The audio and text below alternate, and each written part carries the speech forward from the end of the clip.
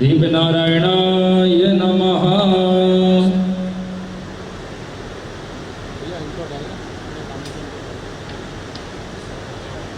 बोलिए वरदराज भगवान की जय हो। श्री लक्ष्मी नारायण भगवान की जय हो। श्री स्वामी महाराज की जय। आज के आनंद की जय।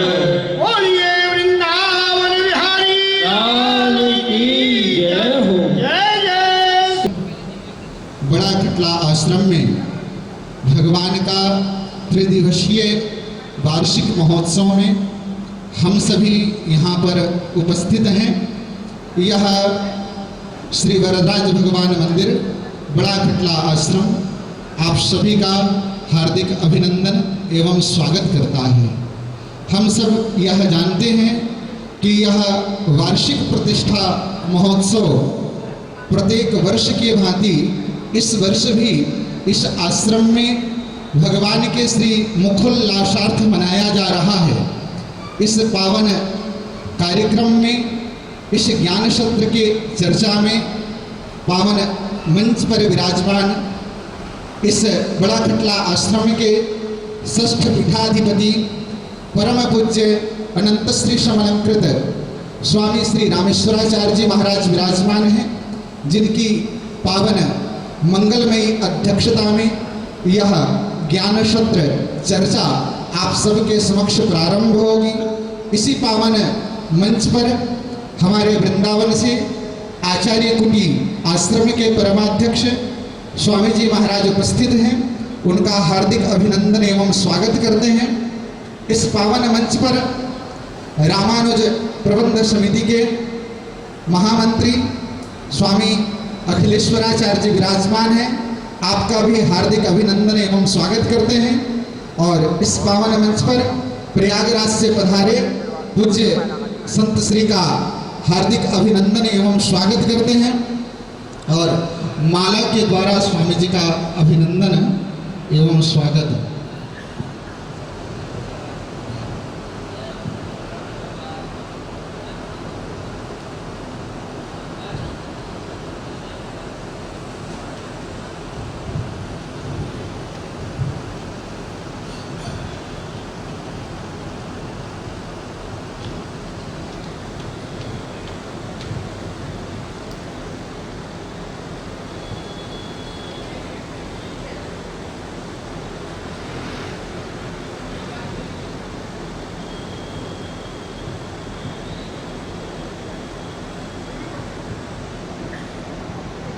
हरि लाल की जय।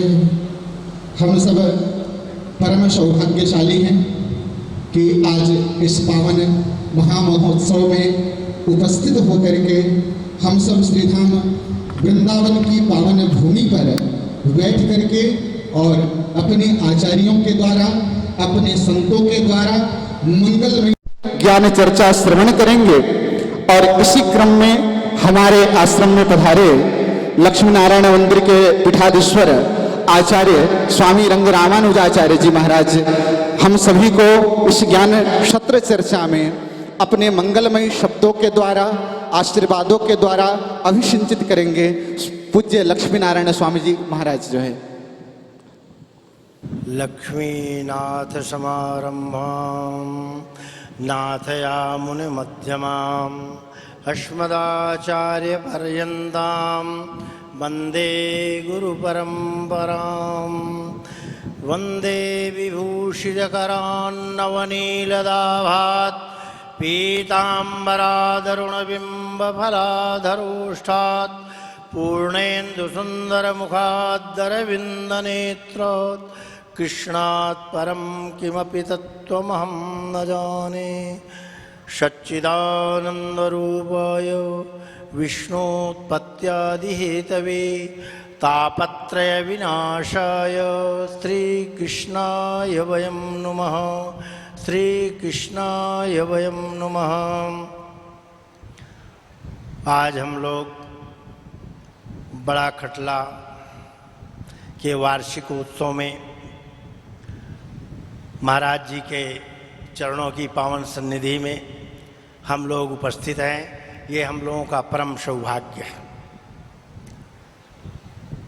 मंच पर उपस्थित हमारे परम पूज्य स्वामी जी के दक्षिण भाग में बैठे स्वामी जी को भी सादर चरण वंदन।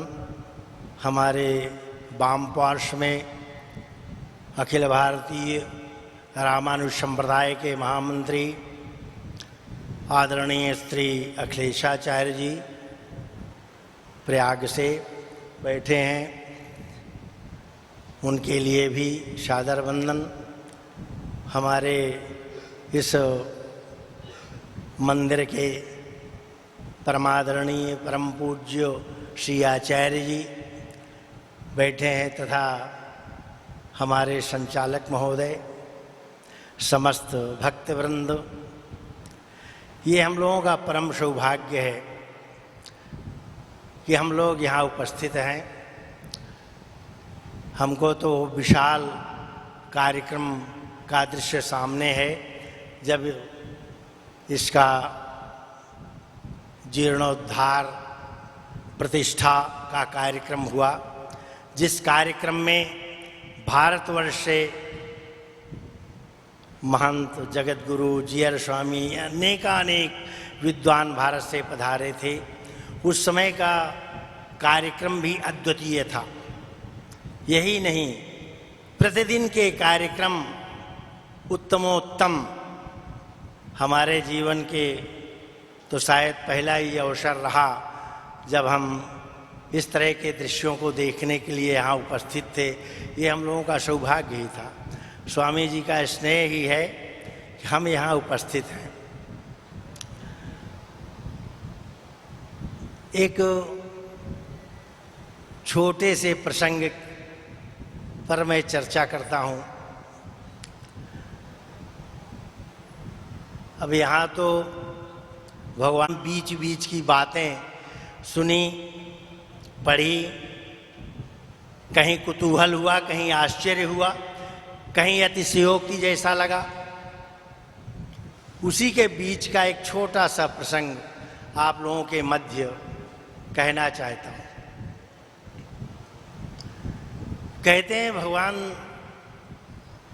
के चरित्र में जब तुलसी बाबा ने लिखा, सीता स्वयंवर के समय,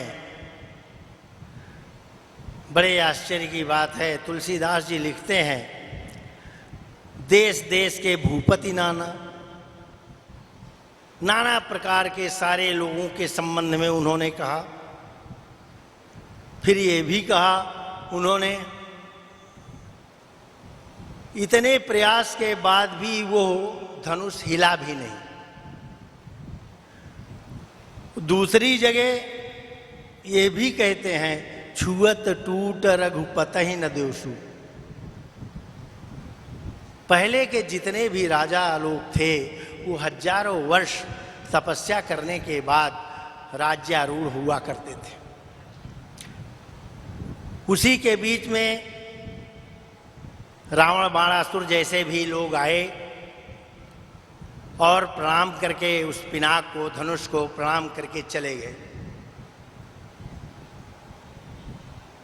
वहीं एक तीसरी रामायण है, रामचंद्र जी के संबंध में महर्षि वाल्मीकि ने जो एक अपनी रामायण लिखी, वो उन्होंने, उनके मन में जो विचार आया, जो कल्पना की, वो उन्होंने लिखा। तुलसीदास जी ने अपनी रामायण में जो सुना वो लिखा।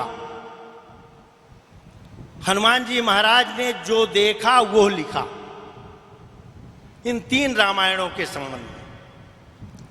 अब वहीं जब तमाम राजा लोग आए, प्रयास किए, लेकिन वो धनुष नहीं हिला, तो हनुमान जी महाराज अपनी रामायण में कहते हैं कि लगता है कि माँ जानकी को संदेह हो गया कि यह धनुष टूटेगा कि नहीं टूटेगा, क्योंकि हनुमान जी महाराज ने अपनी रामायण में लिखा, कहते हैं वो जो पिनाक था, बहुत सामान्य नहीं था। माता जानकी के मन में एक विचार आया, कपट कमठ पृष्ठ कठोर मिदम धनुर मधुर मूर्ति यशौ रघुनंदन कथमनेन विधीयताम अहतात हठस्तव दारुण। हनुमान जी महाराज कहते हैं कि माता जी को लगता है, संदेह हो गया कि ये धनुष नहीं टूटेगा, क्योंकि ये कछुआ की पीठ की तरह कठोर है ये धनुष। अब मधुर मूर्ति है यशौ रघुनंदना, ये रघुनंदन जी की मधुर मूर्ति है। कथमनेन विधीयताम, ये कैसे संभव होगा। आहा तात हठस्तव दारुण, पिताजी आपने बड़ा दारुण हठ ठान लिया है कि जो धनुष को तोड़ेगा उसी के साथ मैं अपनी कन्या जानकी का विवाह करूंगा। इसीलिए तुलसीदास जी ने कहा छुअत टूट रघुपति न दोषु, क्योंकि तुलसीदास जी ने तुलसीदास जी ने अपने रामायण में सामान्य बातें नहीं लिखी। प्रारंभ में ही उन्होंने कह दिया नाना पुराण निगमागम सम्मतम जत रामायणे निगदितम क्वचिदन्यतो।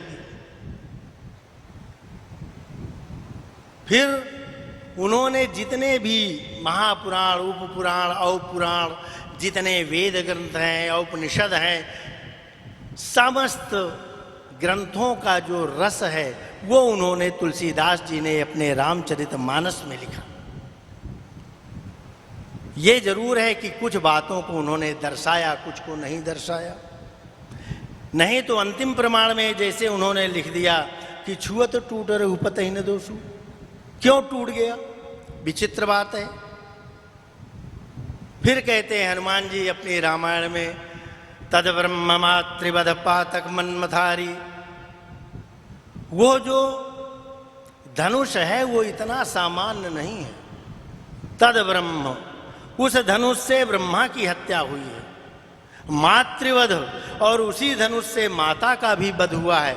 किसने किया, मनमथारी, ब्रह्मा जी की हत्या तो भगवान शंकर ने की।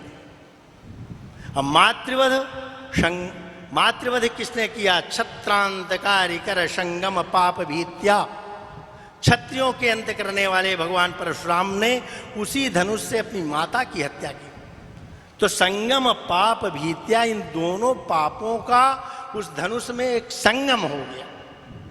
ऐसम धनुर्निज पुरश्चरणाय नूनम, वो धनुष सोचता है कि इन दोनों पापों का जो संगम है उसका मैं प्रायश्चित्त कैसे करूं।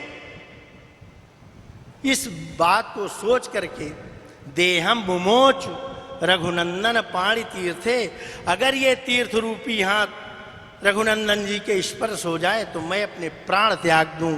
तो भगवान को तोड़ना नहीं पड़ा, क्योंकि धनुष को संदेह था कहीं ऐसा नहीं भगवान राम भी रावण बाणासुर की तरह आवे, परिक्रमा करके प्रणाम करके चले जाएं। इसलिए जैसे ही तीर्थ रूपी हाथ भगवान के धनुष में स्पर्श हुआ उसने अपना प्राण त्याग दिया। इसलिए भगवान हनुमान जी महाराज अपने रामायण में कहते हैं तद ब्रह्म मातृवध पातक मन्मथारी क्षत्रांतकारी कर संगम पाप भीत्या ऐसम धनुर्निज पुरश्चरणाय नूनम देहम मुमोच रघुनंदन पाणि तीर्थे। इसलिए कुछ बातें कल्पना करके, कुछ सुन करके, और हनुमान जी द्वारा जो लिखी गई रामायण है वो प्रत्यक्ष देख करके लिखी गई है। तो हनुमान जी ने जो लिखा वो, लेकिन इन सब का रस, इन सब का निचोड़ हनुमान जी, बाबा तुलसीदास जी ने अपने रामचरित मानस में लिखा। फिर देखिए तुलसीदास जी तो बड़े विचित्र संत हैं, वो सबका निचोड़ ही लिखते हैं। जैसे ही वहाँ से देहम मुमोच रघुनंदन पाणि तीर्थे, रघुनंदन का तीर्थ रूपी हाथ जैसे ही धनुष में स्पर्श हुआ, धनुष ने स्वयं प्राण त्याग दिया। इसलिए छुअत टूट रघुपति न दोषु। जरा कल्पना कीजिए तुलसीदास जी ने कितने ग्रंथों को अवलोकन किया, कहाँ कहाँ की बातें उन्होंने बहुत स्पष्ट लिख दी। बहुत सारी बातें हैं जिनको उन्होंने स्पष्ट नहीं किया, लेकिन लिखा जरूर है, उसका रस लिख दिया है। तुलसीदास जी की रामचरितमानस में तमाम ऐसी ऐसी कथाएं हैं जिनको लोग कहते हैं ना, जितनी बार पढ़ें उतना आनंद आएगा, जितनी बार पढ़ें। मैं पेशे से तो संस्कृत विद्यालय का प्रधानाचार्य रहा। हम लोग वाल्मीकि जयंती पर गए लखनऊ, वहाँ कार्यक्रम में हम लोगों के जो वाइस चांसलर थे डॉक्टर राजेंद्र मिश्र जी, जब वो मंच पर आए वाल्मीकि जयंती के संबंध में बताने के लिए, तो तुरंत लोगों ने रोक दिया कि नहीं नहीं, ये हमको नहीं सुनना है। फिर आप भगवान राम के चरित्र का विदेशों में क्या वर्णन किया गया है उस पर आप कुछ प्रकट करें। कहते हैं जब डॉक्टर मिश्र जी हमारे जब श्लोक बोलते थे तो सप्तराग जितने भी संगीत के ध्वनियां हैं अपने आप चलती थी, इतना सुमधुर कंठ था। वो कहते हैं कि रसिया में एक रामचरितमानस प्रचलित है। भगवान राम और लक्ष्मण मर्यादा पुरुषोत्तम थे। वो सीता की खोज में जा रहे थे। हे खग मृग हे मधुकर श्रेणी, तुम देखी सीता मृग नैनी, इसके विषय में वो घूम रहे थे। लक्ष्मण के भूख लगी थी। लक्ष्मण ने अपने भैया राम से कहा कि भैया भूख लगी है। भगवान राम ने एक सामने कहा, ये जो सामने का वृक्ष है इसके मधुर फल तोड़कर मैं देता हूं।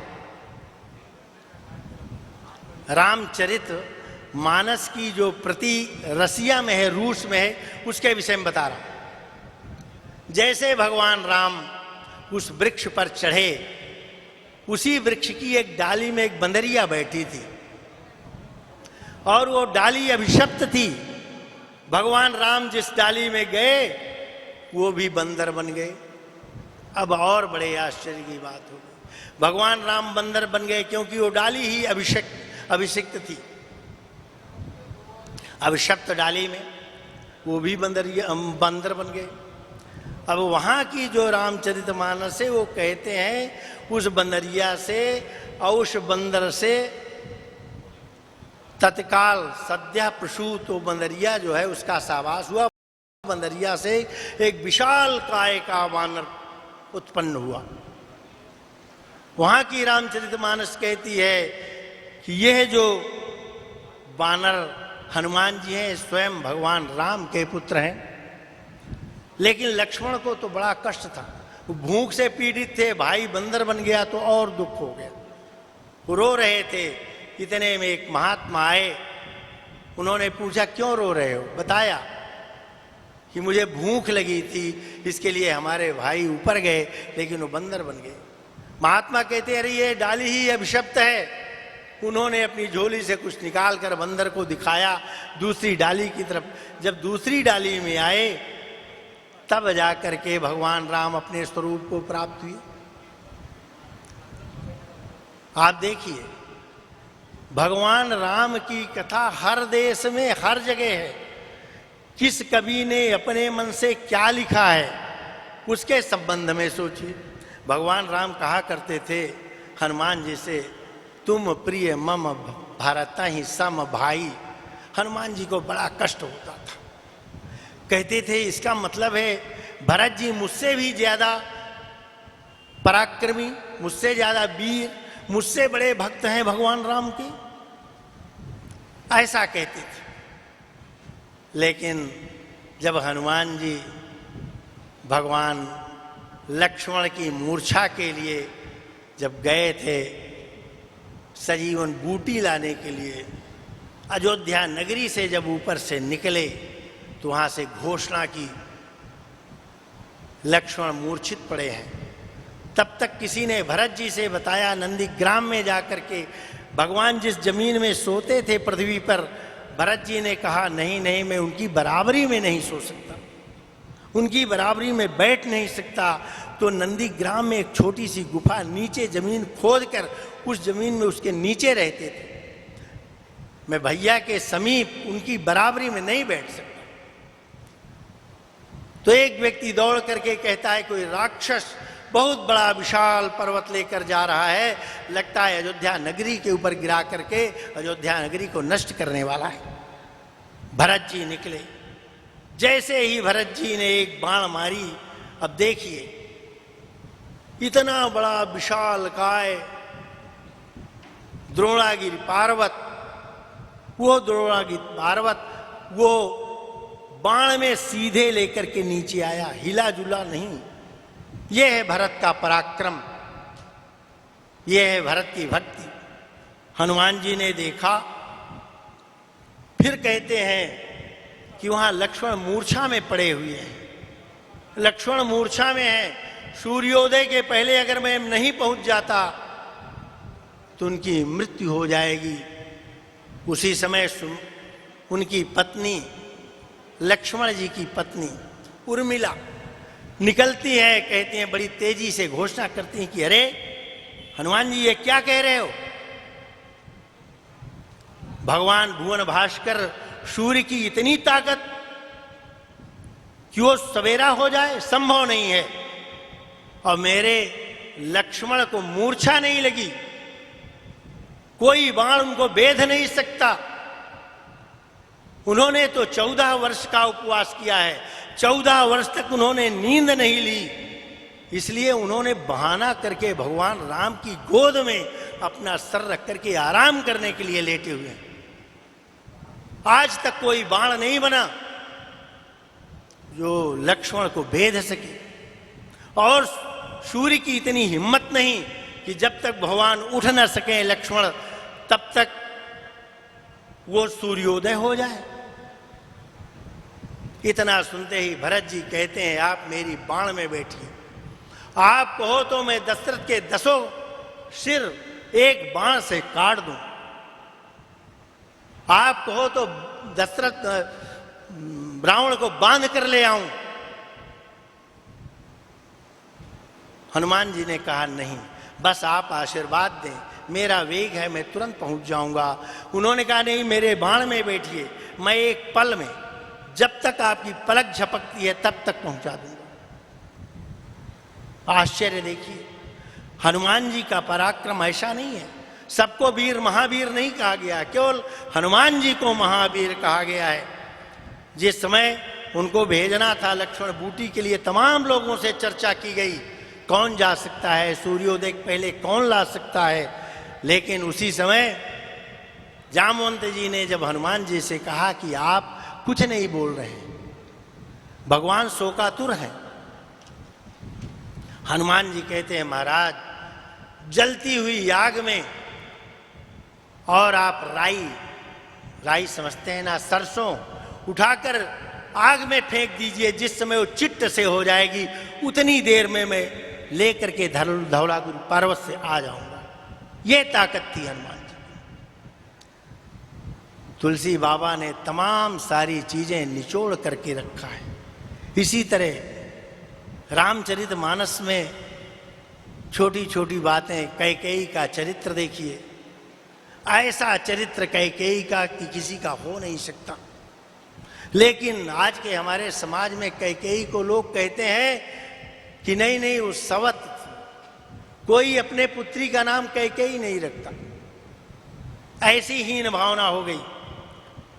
और कैकेयी से ज्यादा भगवान राम को चाहने वाला कोई नहीं था। कैकेयी जी अकेले बैठी हैं, भगवान राम पीछे से जाते हैं, उनकी आंख मूंद लेते हैं कि जब वो भुजा चिन्ह रघुनाथ के, जब कैकेयी जी ने हाथ को पहचान करके कहते हैं जो चाहो सो मांग सुत। अरे सुत, तुम जो चाहो मांग लो, आंख मूंदने की क्या आवश्यकता है। भगवान राम कहते हैं माता भरत ही गद्दी दीजिए, उन्होंने कहा कि भरत को गद्दी दे दीजिए और मोहि मुझे देहु बनवास, मुझे वन का राज्य दे दीजिए जिससे हमारे देवताओं का कार्य संपन्न हो जाए माता, मैं बस यही चाहता हूं। रानी को बड़ा कष्ट हुआ। कहाँ तो उत्सव मनाने की सारी व्यवस्था हो गई थी, राज्याभिषेक होना था। लेकिन दूसरी बात फिर राम जी कहते हैं, माता एक बात और, ये बात आप किसी से कहें नहीं। राम बचन चोरी करी रोई रानी अधीर। भगवान की इस सारी महिमा को तुलसीदास जी ने विभिन्न ग्रंथों में लिखा। तुलसीदास जी का एक पतला सा ग्रंथ है विजय दोहावली, उसमें भी बहुत सारी चीजें लिखी हैं। ये सारा प्रकरण उसमें लिखा है। इस तरह अब यह बात जब उन्होंने कह दी कि माता ये बात को किसी से आप ना कहें, ये बात प्रकट नहीं होनी चाहिए, तो रोई रानी धीर। उस बात को हृदय में रखने के लिए बहुत देर तक वो रोती रही। उन्होंने वचन दे दिया।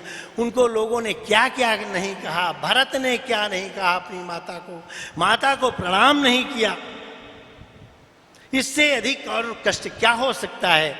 लेकिन तुलसीदास जी धन्य है। तुलसी बाबा ने जिन खोजा तिन पाइयां गहरे पानी पैठ। तुलसीदास जी के विभिन्न ग्रंथ हैं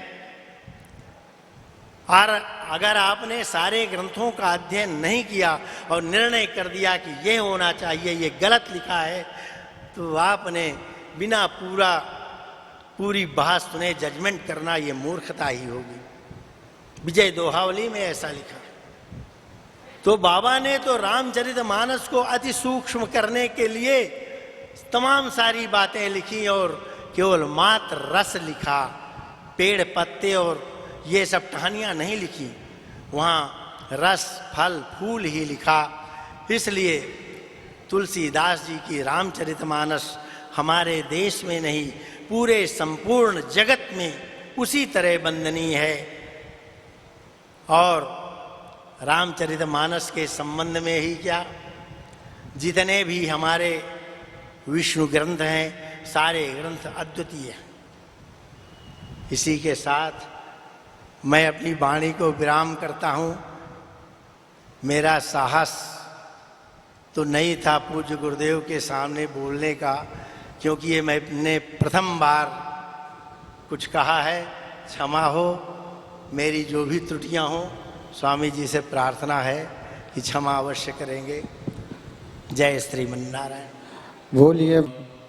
वसुदेव सुतं देवं कंस चाणूरमर्दनं देवकी परमानंदं कृष्णं वंदे जगद्गुरुं। श्रीलक्ष्मीनाथ समारंभां नाथयामुनिमध्यमाम् अस्मदाचार्यपर्यन्तां वंदे श्रीगुरुपरम्पराम्। श्री वृंदावन बिहारी लाल की जय। श्री वरदराज भगवान की जय। श्री वेंकटेश भगवान की, श्री आचार्य चरण की जय। जय श्री राधे श्याम। दो क्षण भगवान के नाम का आश्रय करें। लक्ष्मी नारायण शरणम, लक्ष्मी नारायण शरणम, लक्ष्मी नारायण शरणम, लक्ष्मी नारायण शरणम। श्री हरि नारायण शरणम, श्री हरि नारायण शरणम, लक्ष्मी नारायण शरणम, श्रीमन नारायण शरणम। वरदराज नारायण शरणम, वेंकटेश नारायण शरणम, रंगनाथ नारायण शरणम, लक्ष्मी नारायण शरणम। श्री लक्ष्मी नारायण भगवान की जय। मंच पर विराजमान सभी महापुरुषों को दास का प्रणाम। भगवान वरदराज का त्रिदिवसीय वार्षिक महोत्सव बड़ा खटला आश्रम के वर्तमान पीठाधीश्वर पूज्य महाराजा श्री अभी पूर्व में जो भगवत चर्चा कर रहे थे श्री आचार्य चरण, आचार्य पीठ से ही विराजमान श्री आचार्य चरण और चिरंजीव और आप सभी वरदराज भगवान के महोत्सव में सम्मिलित रामानुज संप्रदाय के अनुयायी शिष्य भक्तजन, आए कुछ समय अपने जीवन को पवित्र करने के लिए थोड़ी सी भगवत चर्चा। ये त्रिदिवसीय महोत्सव प्रतिवर्ष यहाँ पूज्य महाराजा श्री के सन्निधि में इस आश्रम के पूर्व संस्थापक जितने महापुरुष हुए वो सभी तपस्या की घनीभूत मूर्ति थे। आज रामानुज संप्रदाय को ना समझने के कारण आप देखते होंगे समाज में कुछ लोग बहुत टिप्पणी करते हैं, और मैं एक निवेदन करूं कि रामानुज स्वामी की जो परंपरा है वो इतनी विशाल है कि उसको साधारण व्यक्ति नहीं समझ सकता। अगर रामानुज भगवान की महिमा को जानना है, उनकी उपासना को जानना है, तो श्रीमद् रामचरितमानस में श्री लक्ष्मण जी के चरित्र का आनंद लें। सेवहि लखन सीय रघुवीरहि और जिमि अविवेकी पुरुष शरीर ही। रामचरितमानस में जब पूज्य गोस्वामी तुलसीदास जी ने वंदना की तो उसमें सभी महापुरुषों को दो दो एक एक पंक्ति में उनको वंदन किया, मगर जब लक्ष्मण कुमार की वंदना की तो आचार्य भगवान तुलसी ने 4 पंक्तियों में वंदना की। बंदहु लक्ष्मण पदजल जाता, शीतल सुभग भगत सुख दाता, रघुपति कीरति विमल पताका, दंड समान भयो जस जाका, शेष सहस्त्र शीस जग कारण, जो अवतरे भूमि भय तारण, सदा सुसान कूल रह मोह पर, कृपा सिंधु सौमित्र गुणाकर। लक्ष्मण जी का चरित्र अगर किसी को समझ आ जाए, राम कथा गाने वालों को और अन्य संप्रदाय के लोगों को, तो वो कभी रामानुज संप्रदाय पर टिप्पणी नहीं कर सकते। लक्ष्मण जी भगवान की उपासना में इतने डूबे हुए महापुरुष हैं कि जब भगवान से उन्होंने उपदेश की याचना की तो प्रभु श्री राम ने कहा, थोड़े मैं सब कहूं बुझाई, सुनहु तात मन मति चित लाई। अब ये प्रश्न उठता है, क्या लक्ष्मण का मन कहीं और लगा है? पूज्य आचार्य चरण भी विराजमान हैं। चित्त है उनका, जो मन है, उनकी जो बुद्धि है, वो भगवान राम के श्री चरणों में 24 घंटे लगी हुई है।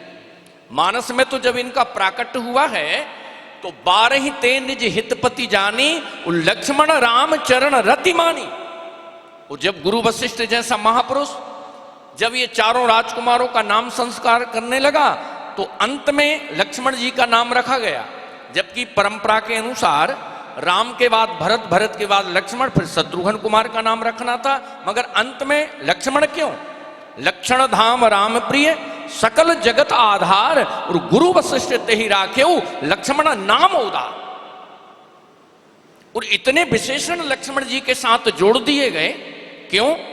ध्यान से सुने, लक्ष्मण जी का जो चरित्र है वो बहुत विशुद्ध चरित्र है।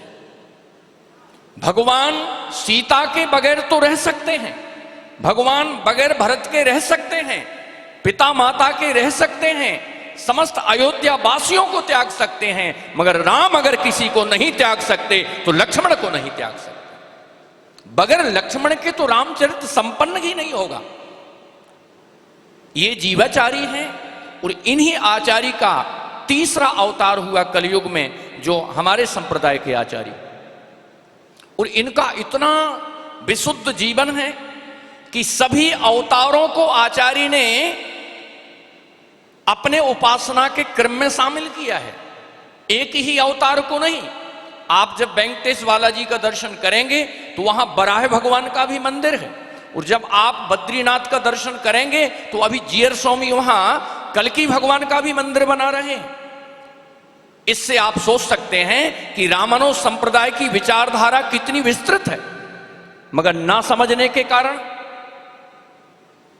लोग इस पर उंगली उठाते हैं। तो मैं तो इतना ही जरूर निवेदन करूं कि जो हमारे संप्रदाय के प्रमुख आचार्य हैं उन महापुरुषों को परंपरा की व्याख्या बहुत दार्शनिक और भक्ति और सरल शब्दों में समाज में रखना चाहिए, जिससे समाज इस संप्रदाय को समझ सके। जब कोई उपासना करता है, अपने उपास्य के प्रति जब कोई समर्पित होता है, तो उसको आए बाएं देखने का अवसर कहां होता है? बोलिए। बड़े बड़े व्याकरण के आचार्य और अन्य संप्रदाय के लोग नहीं समझ पाते। कोई संस्कृत पढ़ने से किसी आचार्य को नहीं जान सकता, ये ध्यान से सुनिएगा। जब तक आचार्य की भाव दशा से अपनी भाव दशा नहीं जोड़ोगे, तब तक किसी महापुरुष को आप अपने जीवन में नहीं बचा सकते। इतना विशाल हृदय रामानुज स्वामी का है, वो ध्यान से सुने।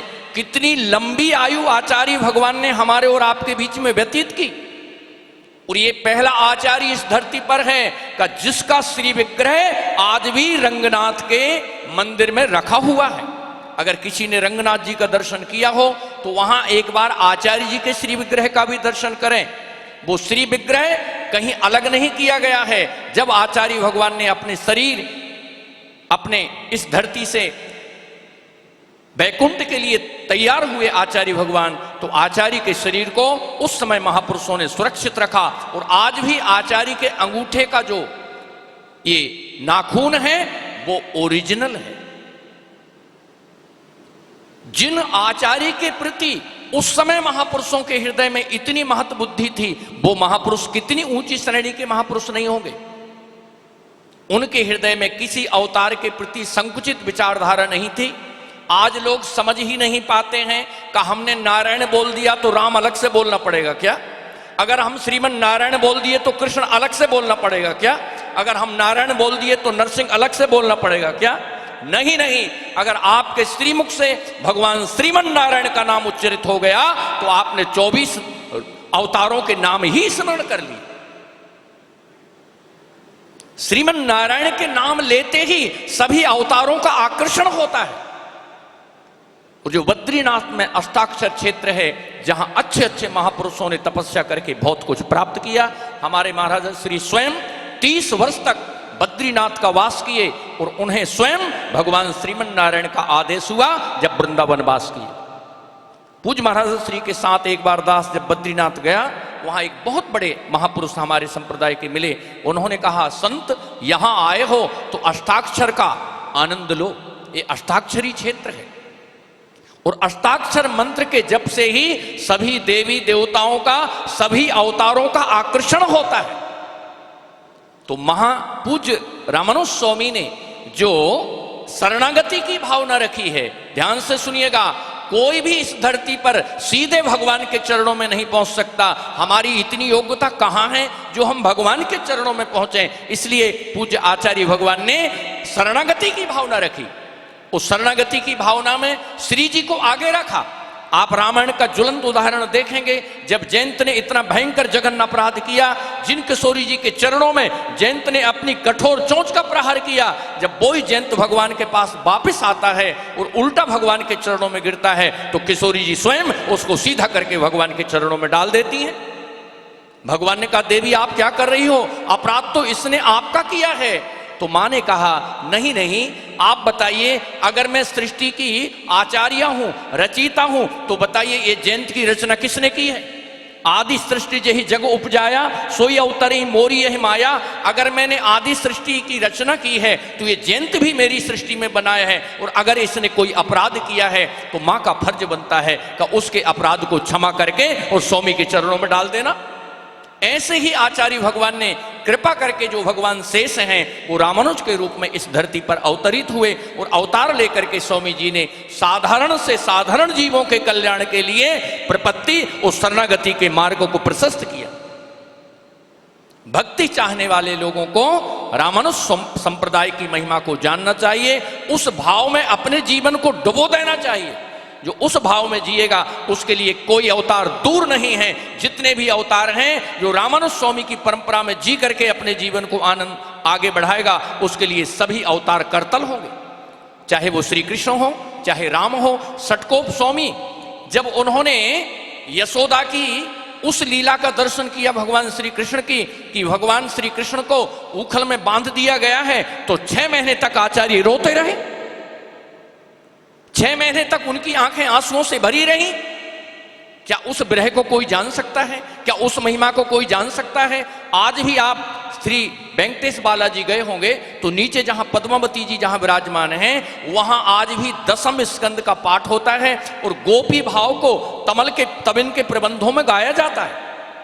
जितने भी दक्षिण के मंदिर हैं, वहां सभी मंदिरों में भगवान श्री कृष्ण की ही आचार्य जी लीला गाई जाती है। चाहे आप पद्मनाभ जाइए, चाहे आप श्रीरंगम जाइए, चाहे वेंकटेश बालाजी जाइए, चाहे बरदराज जाइए। और स्वयं रामानुज स्वामी के जो पिताजी थे, उनके घर में तो केशवदेव भगवान का मंदिर ही था। जब हम भूतपुरी दर्शन के लिए गए तो वहां सबसे पहले हमने केशवदेव भगवान का दर्शन किया। तो कहने का तात्पर्य इतना ही है, अगर रामानुज की महिमा को जानना है तो अन्य क्लिष्ट ग्रंथों को ना पढ़ करके आप श्रीमद् रामचरितमानस का आश्रय करें, तो रामानुज की जो भाव दशा है, रामानुज स्वामी ने जैसे जीवन जिया है, उसकी प्रेरणा आपको इस चरित्र से मिल जाएगी। इतनी थोड़ी सी बात कह करके सभी महापुरुषों को प्रणाम करते हुए और इस बरदराज बड़ा खटला आश्रम के परम अध्यक्ष वर्तमान में पूज्य स्वामी जी के चरणों में नमन, सभी महापुरुषों को वंदन करते हुए अपनी वाणी को विश्राम। जय श्रीमन्नारायण। बोली महंसास्वादित चरण कमल चिन्ह मकरंदाय भक्तजन मानस निवासाय श्रीमते रामचंद्राय श्रीमते रामानुजाय लक्ष्मीनाथ समारंभां नाथयामुनमध्यमाम् अस्मदाचार्यपर्यन्तां वन्दे गुरुपरम्पराम्। वागीशायस्य वदने लक्ष्मीर्यस्य च वक्षसि यस्यास्ते हृदये संवित् तं नृसिंहमहं भजे। वाञ्छाकल्पतरुभ्यश्च कृपा सिन्धुभ्य एव च पतितानां पावनेभ्यो वैष्णवेभ्यो नमो नमः। बोल श्री वरदराज भगवान की, आज के आनंद की। 2 मिनट प्रभु नाम संकीर्तन।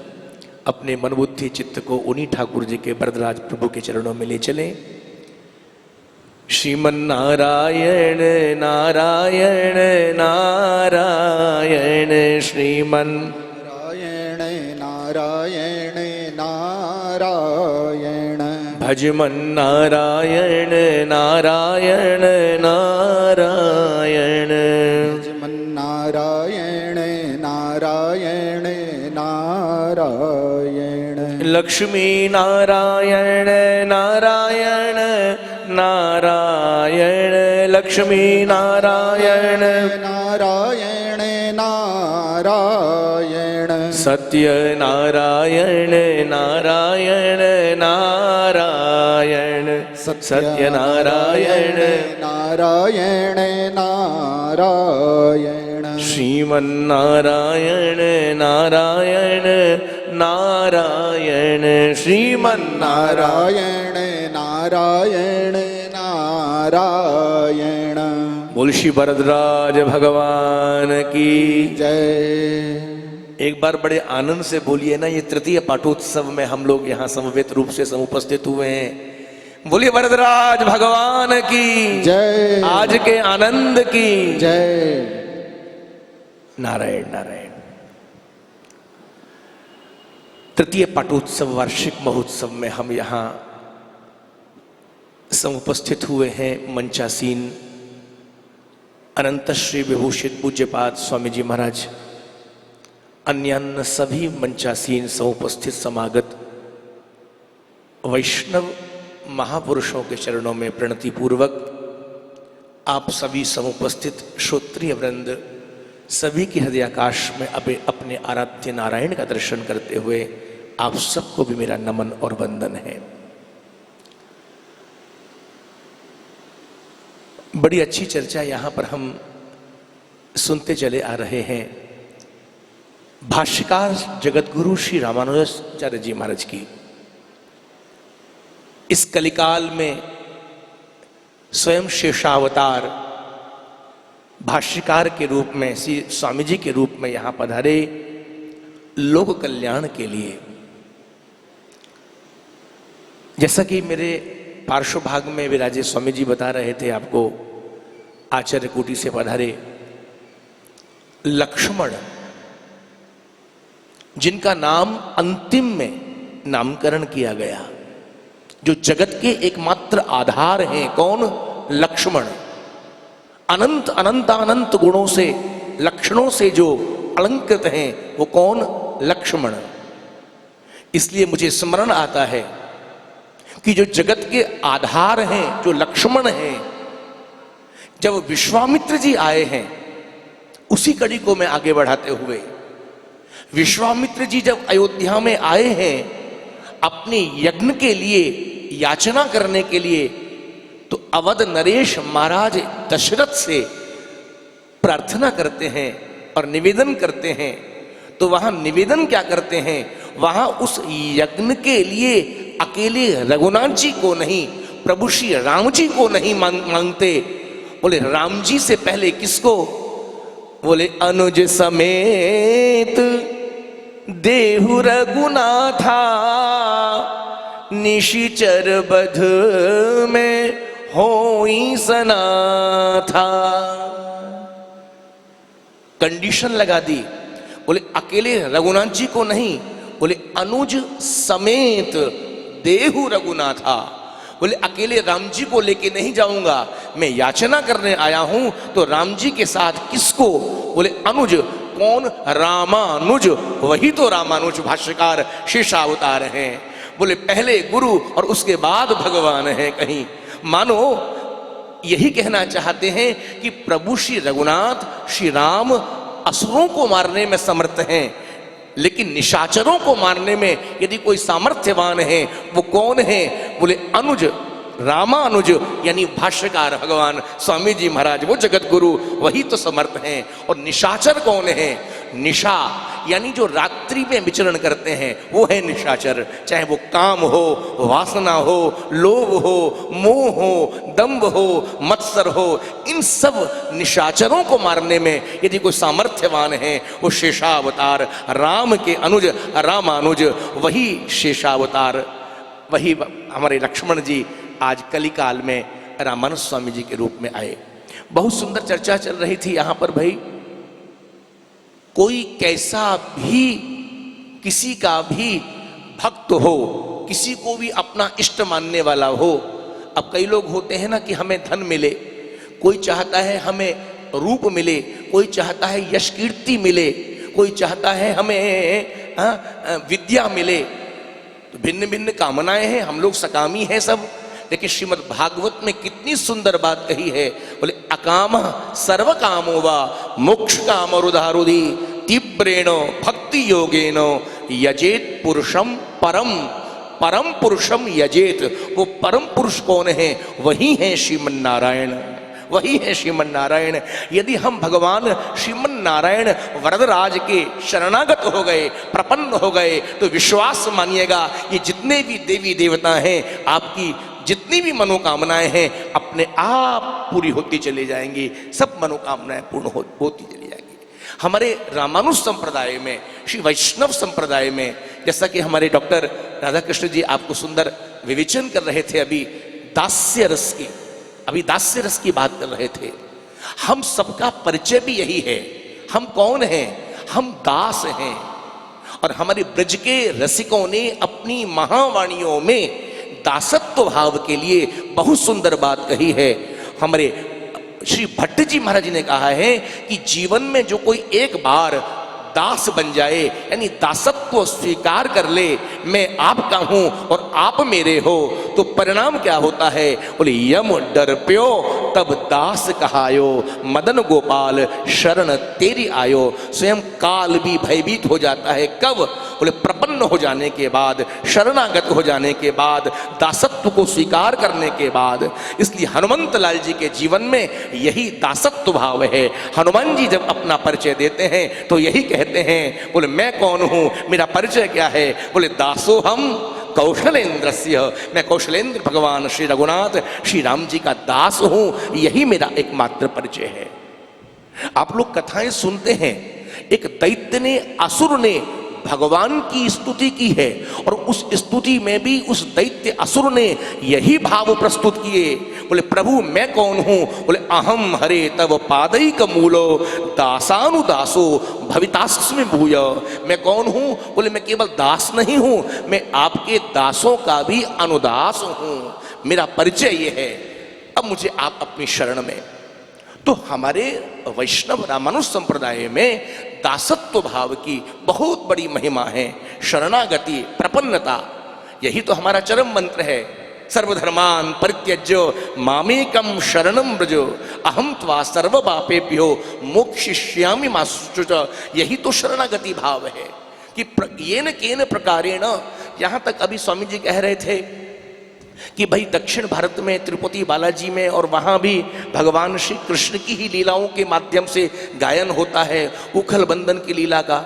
मुझे तो गोपी गीत का वो शब्द, वो पंक्ति याद आ रही है कि वो त्रिपाद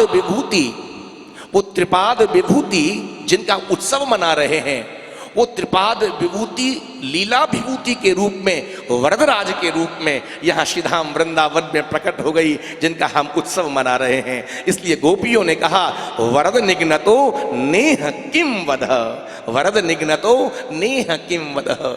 ये जो वरद हैं, वरदराज हैं, एक बार किसी पर दृष्टिपात कर लें।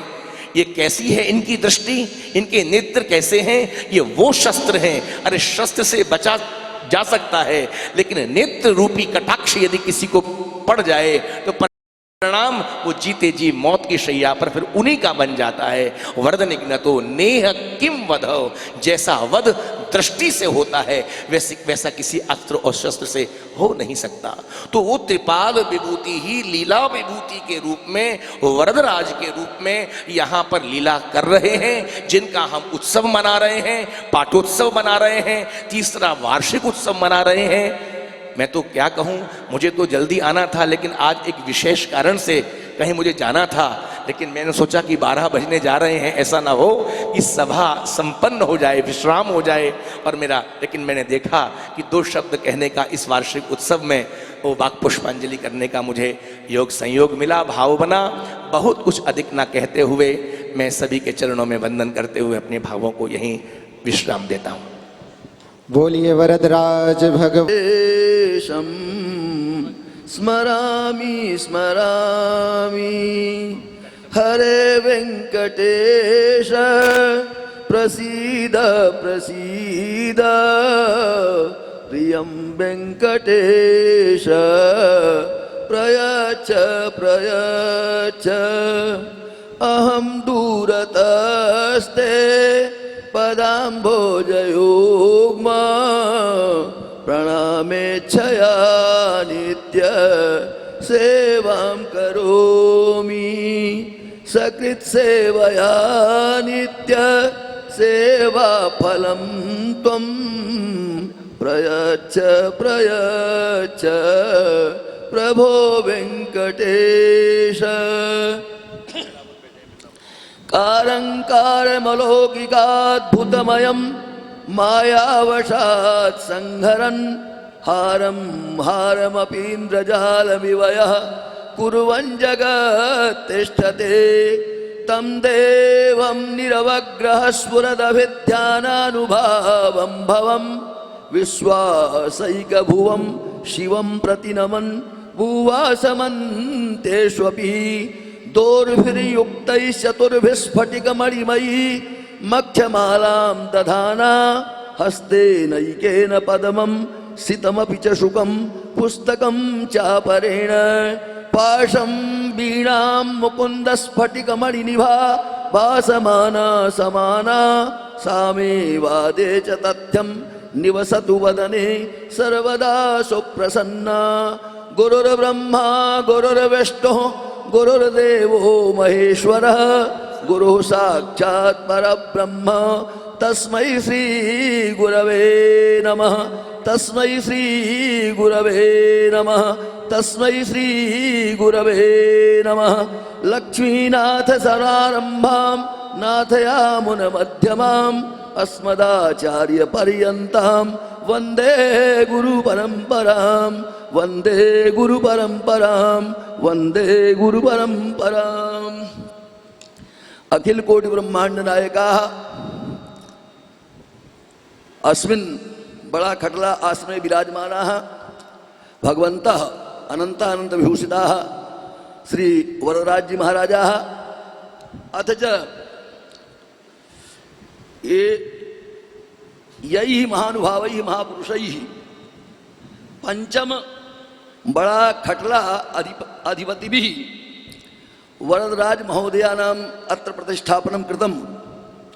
अत्र तावत्ते यत्र दीपप्रज्वलनं जातं तत्र चित्रपटरूपेण विराजमानाः सन्ति। यद्यपि दर्शनं द्विविधं भवति आस्तिक नास्तिक भेदेन। आस्तिकं दर्शनं षड्विधं भवति न्याय वैशेषिक सांख्य योग मीमांसा वेदांत भेदात्। अथ च नास्तिकं दर्शनं षड्विधं भवति जैन बौद्ध चार्वाक भेदात् बौद्धानां चातुर्विध्यं विद्यते अतएव बौद्धानां चातुर्विध्यम् अथ च जैन चार्वाक इत्यनेन रूपेण षड्विधानि नास्तिकानि दर्शनान्यपि विद्यन्ते। किं नाम तावत् आस्तिक दर्शनं पूर्व पक्ष रूपेण संस्कृत भाषायाम् अस्माभिः सम्भाषणं दीयेत् वा राष्ट्रभाषायां यतो यत्र सर्वेपि श्रोतारः गीर्वाणवाणी मज्ञाः न सन्ति अतएव संचालक महोदयाः निवेदनीयाः मया भवतां तावत् कस्तावत् आदेशः अस्मत्कृते अस्माकम् उद्बोधनं गीर्वाणवाण्यां वा राष्ट्रभाषां हिन्द्यां हिन्द्यामेव भवतु। तो देखिए नास्तिक दर्शन और आस्तिक दर्शन छह प्रकार के होते हैं। पूर्व पक्ष के रूप में नास्ति ईश्वरः इति प्रतिपादयत् यत् दर्शनं तत् नास्तिक दर्शनं पूर्व पक्ष रूप में। अस्ति ईश्वरः प्रतिपादयत् यत् दर्शनं तत् आस्तिक दर्शन माने ईश्वर नहीं है यह प्रतिपादन जो दर्शन करता है उसको नास्तिक दर्शन करते हैं। वह जैन चार्वाक और बौद्ध के मतलब वैभाषिक सौत्रांतिक माध्यमिक योगाचार के भेद से चार वेद होते हैं और जैन और चार्वाक इस प्रकार से छह हो जाते हैं। और न्याय सांख्य योग मीमांसा न्याय वैशेषिक सांख्य योग मीमांसा वेदांत के भेद से छह आस्तिक दर्शन होते हैं। तो ईश्वर के अस्तित्व का प्रतिपादन करने वाले जो दर्शन हैं उसको आस्तिक दर्शन कहते हैं। यह पूर्व पक्ष की परिभाषा है। वस्तुतः ईश्वर का प्रतिपादन जो दर्शन नहीं करता है वह नास्तिक दर्शन है और ईश्वर का प्रतिपादन जो दर्शन करता है जो भगवान कपिल का अवतार हुआ है 24 अवतारों में उनके द्वारा प्रतिपादित जो सांख्य शास्त्र है वह शास्त्र शेश्वर सांख्य है। लेकिन जो लोग संपूर्णानंद संस्कृत विश्वविद्यालय वाराणसी से शास्त्रीय आचार्य परीक्षा उत्तीर्ण किए होंगे तो शास्त्री द्वितीय वर्ष में एक पुस्तक चलती है सांख्यकारिका जिसमें 25 तत्वों का प्रतिपादन किया गया है। उसमें ईश्वर तत्व नहीं है पुरुष तत्व है। तो इसलिए लेकिन वह आस्तिक दर्शन है क्योंकि वह वेद के प्रामाण्य को स्वीकार करता है। अगर हम ईश्वर के अस्तित्व का प्रतिपादन करने वाला दर्शन आस्तिक दर्शन है तो ईश्वर कृष्ण के द्वारा विरचित जो सांख्यकारिका है वह नास्तिक दर्शन हो जाएगा। इसलिए वेद के प्रामाण्य को जो दर्शन स्वीकार करता है वह आस्तिक दर्शन है, और जो वेद के अप्रामाण्य को स्वीकार करता है वह नास्तिक दर्शन है। जैन बौद्ध चारवाक ये 6 जो हैं वेद को प्रमाण नहीं मानते हैं। इसीलिए ईश्वर की सिद्धि जब न्याय सिद्धांत मुक्तावलीकार ने, विश्वनाथ न्याय पंचानन भट्टाचार्य ने कहा कि द्यावा भूमि जनयन देव एकः विश्वस्य कर्ता भुवनस्य गोप्ता इत्यादि आगमा, तो नास्तिकों के द्वारा कहा गया कि हम वेद को मानते ही नहीं हैं, हम वेद को मानते ही नहीं हैं। तो जब तुम वेद का उदाहरण दे करके ईश्वर के अस्तित्व को सिद्ध करोगे तो हम उसको स्वीकार नहीं करेंगे। तो नैयायिकों ने तर्क के द्वारा, क्योंकि मानाधीना में सिद्धि, प्रमाणों के अधीन वस्तु की सिद्धि होती है। यहां मंच पर जितने लोग विराजमान हैं, अगर हम किसी के बारे में कुछ कहने लग जाएं तो लक्षण प्रमाणाभ्याम वस्तुतः सिद्धेत नियमः, उस व्यक्ति का पहले हमको लक्षण करना पड़ेगा, और वह लक्षण उसमें घटित हो रहा है तब तो मेरा वाक्य प्रामाणिक है। अगर वह लक्षण घटित नहीं हो रहा है, किसी मनुष्य को हम कह दें कि अयम गर्दभः समागच्छति, मनुष्य को हम कह दें अयम गर्दभः समागच्छति, यह गधा आ रहा है, रासव आ रहा है, तो हमारे कह देने से मनुष्य गधा नहीं हो जाएगा। गधा का जो लक्षण है अगर उस मनुष्य में घटित हो रहा है तभी वह गधा कहलाएगा। तो इसलिए शित्यंकुरादिकम कर्तजन्यम गार्यत्वाद खटवत, इसके द्वारा यह विवेचना बहुत लंबा चौड़ा हो जाएगा। मतलब अनुमान प्रमाण के द्वारा, क्योंकि पृथ्वी जो है, पृथ्वी को उत्पन्न करने वाला हम आप नहीं है। अंकुर जो होता है वही गेहूं खेत में किसान बोता है, वही गेहूं कहीं अंकुरित हो जाता है, कहीं नहीं अंकुरित होता है, गेहूं वही है। इसका मतलब है हमारे अंदर वह सामर्थ्य नहीं है उस गेहूं में अंकुर को उत्पन्न कर दें। बादल जो है उसको उत्पन्न करने की क्षमता हम मनुष्यों में नहीं है। अर्थात क्षिति है, अंकुर है, बादल आदि हैं, कपाल आदि हैं, इन सबका कर्तृत्व जिसमें है, माने इसको जिसने बनाया होगा वही परमेश्वर है, वही परमात्मा है, वही ईश्वर है। इस प्रकार से अनुमान प्रमाण के द्वारा, क्योंकि प्रत्यक्ष, अनुमान, उपमान और शब्द, यह 4 प्रमाण नैयायिकों ने स्वीकार किया है। प्रत्यक्ष 2 प्रकार का होता है, लौकिक और अलौकिक। लौकिक प्रत्यक्ष 6 प्रकार के होते हैं। आंख से दिखाई देने वाला, आंख से दिखाई देने वाला, जीवा से चखा जाने वाला, और हाथ इत्यादि से स्पर्श किया जाने वाला, नाक से सूंघा जाने वाला, और कान से सुना जाने वाला, और अंतरिंद्रिय जो मन है उसके द्वारा सुखादि की उपलब्धि होती है। ये बताइए जितने लोग यहाँ बैठे हैं सबको यह अनुभव होता है कि नहीं, मैं सुखी हूं, अहम सुखी? सबको यह अनुभव होता है कि नहीं, अहम दुखी? सुख का अनुभव होता है, दुख का अनुभव होता है, उसको मानस प्रत्यक्ष कहते हैं। न आंख से होता है, न जिह्वा से होता है, न हाथ से होता है, न कान से होता है। इस तरह से 5 इंद्रियों से नहीं होता है, मन के द्वारा होता है सुख और दुख। इसीलिए तर्कसंग्रहकार ने लिखा है, सुखाद उपलब्धि साधनत्वे सति इंद्रियत्वम मनसः लक्षणम। सुख दुख इत्यादि का साक्षात्कार जिसके द्वारा होता है उसी को मन कहते हैं। और अलौकिक प्रत्यक्ष नैयायिकों ने क्या स्वीकार किया है? ज्ञान लक्षण, सामान्य लक्षण और योगज। तो इसकी व्याख्या करेंगे तो कठिन हो जाएगी, समझ नहीं पाएंगे। अंतिम जो अलौकिक प्रत्यक्ष है उसको कहते हैं योगज, मत चित्त वृत्ति निरोध। परमात्मा ने हमारा जो सृजन किया है किस लिए किया है? हाथ क्यों दिया है, पैर क्यों दिया है, आंख क्यों दिया है, जीवा क्यों दिया है, आदि याद जितनी भी चीजें परमात्मा ने दी है उसका सदुपयोग परमात्मा के लिए ही होना चाहिए। लेकिन हम संसार के विषयों में उसका उपयोग कर रहे हैं, इसलिए उस चित्त की वृत्तियों का निरोध करके जिसके लिए दिया गया है वहां लगा देना, इसी का नाम योग है। और उस योग की अंतिम अवस्था में, परावस्था में जब पहुंच जाता है योगी, तो वह योगी देखिए हमारे आपके द्वारा या योगियों के द्वारा भी परमात्मा को छोड़ करके कोई भी अभी तक ऐसा इस धराधाम पर नहीं आया जो कर्म बंधन से मुक्त हो। योगी भी कर्म बंधन से मुक्त नहीं होता है, सिर्फ परमात्मा कर्म बंधन से मुक्त होता है। लेकिन योगी परमात्मा की तरह ही चमत्कारी होता है। अगर कई जन्मों में उसके कर्म को उसको भोगना होता है तो एक ही जन्म में, जितने जन्म में उसको वह भोग भोगना होता है, उतना शरीर भगवान की तरह वह धारण करके एक ही जन्म में सारे कर्म को भोग लेता है। यह योगी की अवस्था होती है। रामदेव बाबा की तरह कपाल भारती नहीं करना है, जो ब्राह्मण विरोधी है अहिर। तो इसलिए, क्योंकि ब्राह्मणों से मुखम, ब्राह्मण कौन है? अस्य परमात्मा है वरदराजस्य मुखम। इसीलिए लोग ब्राह्मण के मुख में आहुति देते हैं, वरराज प्रकट होकर के वह आहुति नहीं स्वीकार करते हैं, ब्राह्मण के मुख के द्वारा आहुति जाती है। इसीलिए विप्र प्रसादात् धरणीधरो हम, जो विप्र की पूजा करते हैं समझो वह वरराज की पूजा करते हैं। और विप्र कौन होता है? जिसकी माँ वास्तविक में ब्राह्मणी हो, जिसका पिता वास्तविक में ब्राह्मण हो, दोनों के संपर्क से जो उत्पन्न होने वाला बालक है वह जन्मजात ब्राह्मण होता है, वर्ण सांकर नहीं होना चाहिए।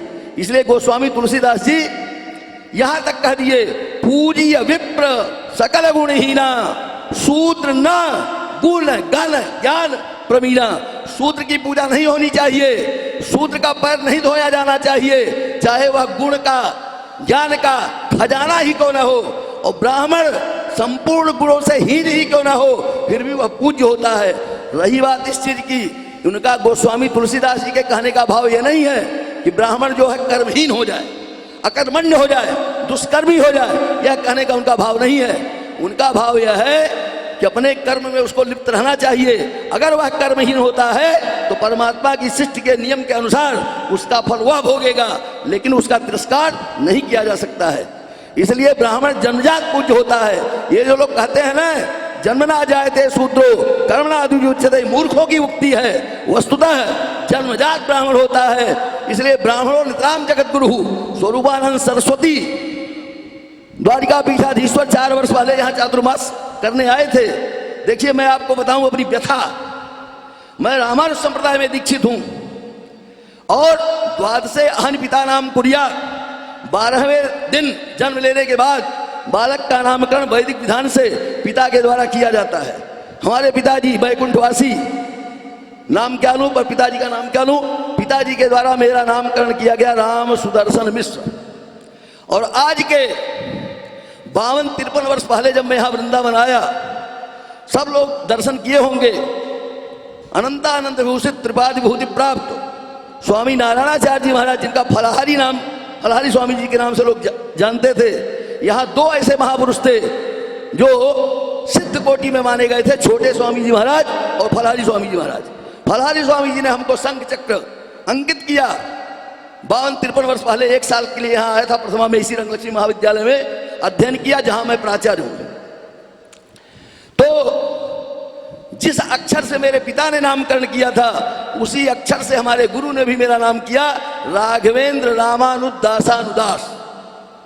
लेकिन प्रमाण पत्र में राघवेंद्र रामानुदासानुदास नहीं है। जो हमारे पिताजी के द्वारा नाम दिया गया, जो प्राइमरी से लेकर के आचार्य पर्यंत नाम चलता रहा, वही मेरा नाम महाविद्यालय में भी चल रहा है।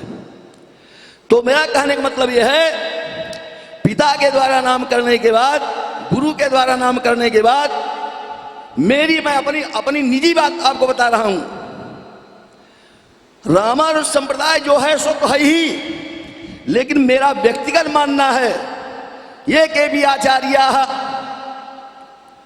अवतीर्णा अस्मिन् जगत ते सर्वे भी तावत् समादरणीया, यतो ही सर्वे भी भगवतः अंशभूता। अरे वैष्णवानाम यथा शंभु, श्रीमद् भागवत डिंडम घोष के साथ कहता है। और उन्हीं शिव के अवतार आद्य भगवत पाद शंकराचार्य हुए। निम्बार संप्रदाय में चक्रराज के अवतार भगवान निम्बार को हुए। आदि किसका किसका कहां तक उगरा है। हमारे भगवान रामानुजाचार्य, अभी भानुदेवाचार्य जी ने लक्ष्मण जी का नाम वो किया। तो हमारे यहाँ एक यतिराज स्तोत्र है। यतिराज स्तोत्र में भगवान, लोग भाष्यकार चिल्लाते हैं। मैं कई सभा में बोल चुका कि रामानुज स्वामी जी को छोड़कर सभी भाष्यकार हुए, लेकिन रामानुज स्वामी जी भाष्यकार नहीं हुए, श्री भाष्यकार हुए। उनका नाम श्री भाष्यकार है, भाष्यकार नहीं है। इसलिए जो लोग भाष्यकार बोलते हैं वो अपना परिमार्जन करें इस बात का, क्योंकि श्री भाष्य के प्रणेता है रामानुज स्वामी, भाष्य के प्रणेता नहीं है। तो जिनको अभी अभी शायद संचालक महोदय ने बताया या किसी ने बताया कि भगवान नारायण से संकल्प करा करके रामानुज स्वामी यहां आए थे, तो उन रामानुज स्वामी जी के बारे में यतिराज स्तोत्र में हमारे संप्रदाय में लिखा गया है कि अगर किसी को अपना उद्धार करना हो, देखिए 4 युग होते हैं, 4 पुरुषार्थ होते हैं और 4 वर्ण होते हैं, ब्राह्मण, क्षत्रिय, वैश्य और शूद्र। सतयुग, त्रेता, द्वापर और कलयुग, धर्म, अर्थ, काम और मोक्ष। तो मोक्ष बहुत जटिल पदार्थ है और मोक्ष की व्याख्या विभिन्न दर्शनों के माध्यम से विभिन्न रूप से है, लेकिन श्री वैष्णव दर्शन में पंचम पुरुषार्थ मोक्ष से भी बढ़ करके है भगवत चरण में अविरल अनुरक्त। इसीलिए जन्म जन्म रति राम पद यह वरदान आन, माने जब जब मेरा मोक्ष ना हो हमेशा मैं जन्म लूं, और जब भी जन्मूं भगवान श्री मर्यादा पुरुषोत्तम राघवेंद्र श्री राम या वरदराज या कृष्ण या नारायण उनके चरण कमलों में हमेशा अनुरक्ति बनी रहे, हमेशा मैं भजन करता रहूं। इसलिए देखिए कोई संप्रदाय गलत नहीं है। भगवान शंकर भाष्यकार भगवत्पाद शंकराचार्य ने ज्ञान को प्रमुखता दिया और उनके यहां एक ही सत्ता मानी गई, ब्रह्म की, परमेश्वर की। न जगत की सत्ता मानी गई, न जीव की सत्ता मानी गई। ब्रह्म सत्यम जगन मिथ्या, जीवो ब्रह्म ही बना पर अयमात्मा ब्रह्म अहम ब्रह्मास्मि तत्त्वमसि इत्यादि वाक्य हैं वेदांत शास्त्र अद्वैत वेदांत में। इसका बढ़िया से प्रतिपादन भी किया जा सकता है, लेकिन वह थोड़ा जटिल है। उसके द्वारा उस परतत्व को प्राप्त करने में उतनी सुगमता नहीं है। हमारे श्री वैष्णव दर्शन में भगवान भाष्यकार श्री रामानुजाचार्य जी ने अंगांगी भाव संबंध स्वीकार किया है और उपास्य उपासक भाव स्वीकार किया है, शेष शेषी भाव स्वीकार किया है। इसका श्रेय यद्यपि रामानंद संप्रदाय में दीक्षित थे महामना पूज्यपाद गोस्वामी तुलसीदास करीब 500-550 वर्ष पहले अवतीर्ण हुए इस धरती पर। जिस समय उनका अवतरण हुआ और यहां तक कहा गया कि वाल्मीकि तुलसी भयो, वाल्मीकि ही कलयुग में तुलसी के रूप में अवतरित हुए और वाल्मीकि रामायण ही तुलसी रामायण के रूप में अवतरित हुआ। यह प्रामाणिक उक्ति है। इसीलिए अभी भानुदेवाचार्य ने कहा सीता चरण चोच हति भागा महामंदमति कारण कागा। वाल्मीकि ने समाधि अवस्था में राम की आराधना माने नारायण की आराधना करके सुर मुनि गंधर्वा मिलकर सर्वा आदि आदि वरदान जब प्राप्त हुआ है और ऐसे रहो वैसे रहो, भगवान का अवतरण हुआ। कैसे से भगवान अपने साकेत धाम में पूरे अयोध्या वासियों को लेकर के गए, यह सब कुछ वाल्मीकि जी ने प्रत्यक्ष समाधि अवस्था में देखा था और जैसा देखा वैसा ही लिखा। हम उसका नाम यहां नहीं लेंगे। अच्छे वक्ता हैं हमारे संचालक जी, कुशल वक्ता हैं, सहज वक्ता हैं, सरल वक्ता हैं। श्रीमद् भागवत वाल्मीकि रामायण महाभारत उपनिषद गीता इत्यादि के बहुत ही सरस वक्ता हैं। हम नहीं नाम लेंगे क्योंकि भक्ति पद के मर्यादा का अतिक्रमण होगा। इसीलिए गोस्वामी तुलसीदास जी ने सीता चरण चोच हति भागा, क्योंकि भगवान राम यहाँ पर जो है माता जी के मस्तक रख करके सो रहे थे। अगर पैर में जो है चोंच मारा होता तो मस्तक पर कहां से बिंदु पड़ता। तो जहां पर वाल्मीकि ने लिखा है वहीं चोंच मारा था। लेकिन इसकी व्याख्या करने वाले कर देते हैं सीताम चरण चंचुभ्याम हत्वा पलायिता, माने अपने चरणों के द्वारा, पंजे के द्वारा, चोंच के द्वारा मार करके पलायित हुआ। कहां मारा? ये गोस्वामी तुलसीदास जी छिपा गए। तो गोस्वामी तुलसीदास जी समन्वयवादी महापुरुष हुए। जिस समय उनकी बात में पहले हम सनातन धर्मी हैं, इसीलिए हम स्वरूपानंद की जो चर्चा किए यही मान करके किए थे जैसे भगवत्पाद श्री भाष्यकार रामानुजाचार्य जी के प्रति मेरा समादर है, वही समादर भगवत्पाद शंकराचार्य के बारे में है। और वहां मैंने कहा यद्यपि वयम रामानुजीया तथापि तावत् मदात्मनि यथा समादर भगवत्पादानां जगत गुरुणाम श्री भाष्यकाराणाम यति प्रवराणाम रामानुजाचार्याणाम विद्यते तथैव तावत् भगवत्पादानाम शंकराचार्याणाम जगत गुरुणाम विद्यते। वहां उनका एक शिष्य था, टपक पड़ा और क्या बोला, वह वीडियो वायरल हो रहा है, हमको तो मालूम भी नहीं पड़ा, साल भर के बाद मुझे मालूम पड़ा कि वह वीडियो बन गया है। उस मूर्ख ने क्या कहा, कैसे आपने रामानुजाचार्य के संबंध में जगत गुरु शब्द का प्रयोग किया? हमने कहा क्यों?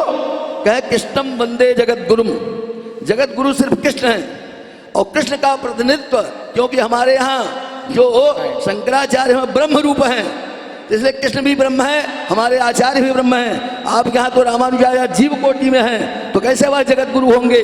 अरे हमने कहा अभी तो हम समादर करने के लिए आए थे। आई भो मूढ़, मैं वहां पर मूढ़ शब्द का प्रयोग किया हूं।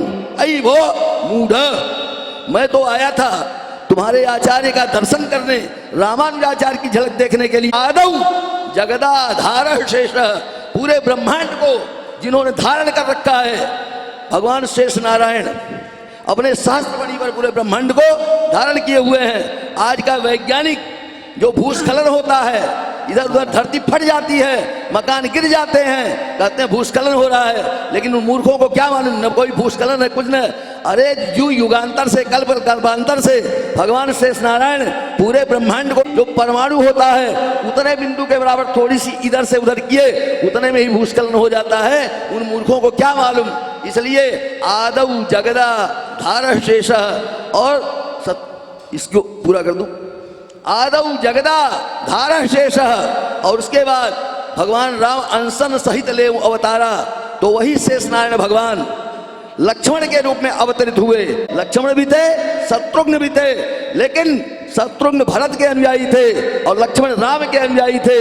इसलिए 14 वर्ष तक अपने पत्नी का त्याग किया, मतलब नींद का त्याग किया, भूख का त्याग किया, काम का त्याग किया। मेघनाद का वध वही कर सकता था।